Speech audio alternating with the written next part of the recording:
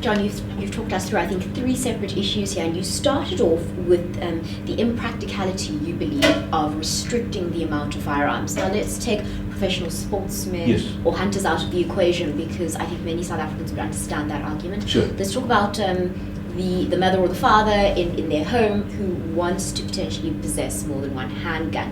Why do you believe that it's impractical to limit that?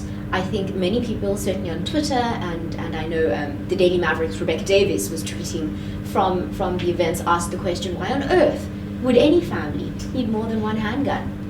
Well, in the first instance, there are many reasons for that. You must remember that a handgun for self-defense that is primarily licensed for self-defense is not only going to be used for that purpose. So in other words, that handgun may be used for occasional sport shooting as well. So in other words, the mother might, on that particular day, decide to take a firearm to the shooting range in order to go and practice, whilst the father may not have the time on that occasion to do that. And the father may want to take his own firearm for self-defense because he is going to be shot or whatever the case may be, and he believes that he may need his firearm. That's the first reason. The second reason is when that firearm becomes inoperable due to faults, having to go to a gunsmith for repairs or whatever the case may be.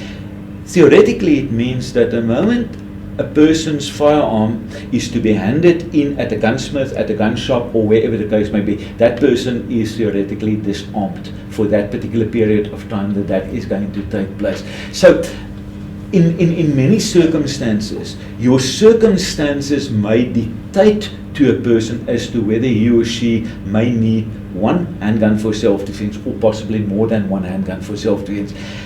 And as I said, in the greater majority of cases, you're quite correct that the ordinary person will have one handgun for self-defense and he will probably not need more and not require more.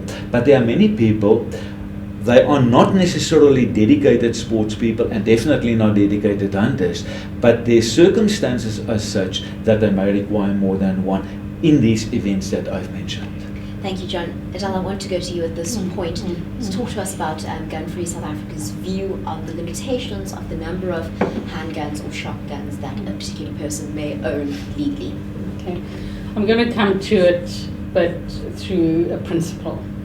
And I think there are, I guess, here are 2 of the fundamental differences between Gun Free South Africa and an organization like SAGA. The first is that the evidence shows us that having a gun in the home puts everyone in the home at risk. So we wouldn't, our angle is, what does it mean to have a gun in the home? We understand some of the arguments around self-defense, etc., but the evidence points in the opposite direction. So for us, it's not necessarily it's not about liking guns. It's not about interfering with people's rights. So for example, if someone had to come to me and say, I want a gun, what would you advise me? I would not be able to say, well, you shouldn't get a gun that's bad or whatever. But what I would say to the person is look at the data. What does the evidence tell us about guns in the home? And it's a lot of global data, but a lot of it is South African based as well. And we know that guns in the home pose a risk for teenagers around suicide, intimate partner violence. We know that so well. Cops, private security guys. The research done by the MRC shows that men whose jobs involved firearms are much more likely to kill their intimate partner with a gun. So it's about easy availability. You can't gun-proof children. Advocate Walsh has just demonstrated that. They are curious. They will find the gun. You can lock the safe, put the key up. They will find the gun. And so the question, and this is to all of the listeners, is if you're considering a gun, you need to consider the risks.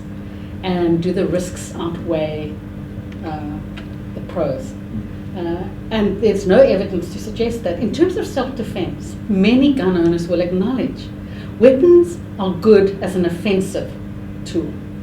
That's why criminals want them, they desire them, and they're good at using them. Guns are not very good as an offensive weapon. And there are lots of reasons for that. If you're attacked in your home or on the street, you usually are outnumbered. There's the element of surprise, and often they have superior firepower because there are more of theirs. So it's look at those issues and then make a decision about whether it's worth taking the risk. So I think for me it's really that information, and I just don't think it's worth the risk, because that's what the evidence shows us.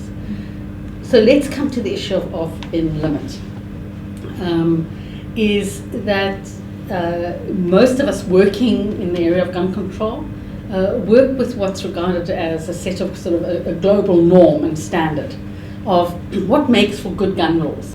And Zimring argues that it's a way then to measure whether that approach to strengthening gun laws has an impact on reducing gun deaths.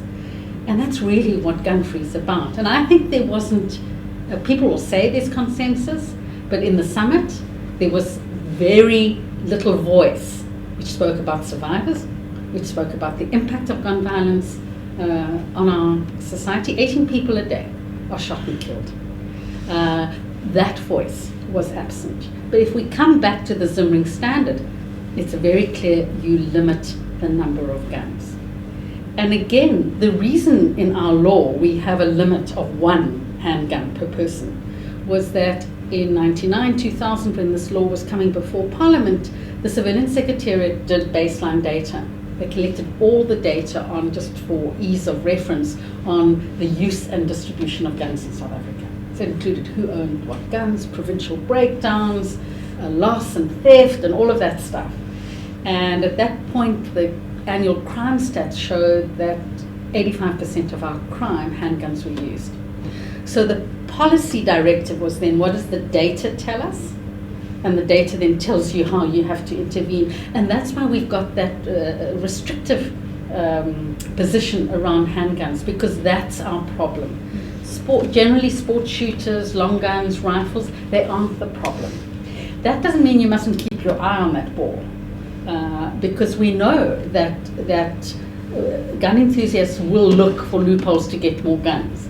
It happened with muzzle loaders, these cap and ball firearms, muzzle loaders, where it was never defined as a firearm under the Principal Act in 2000.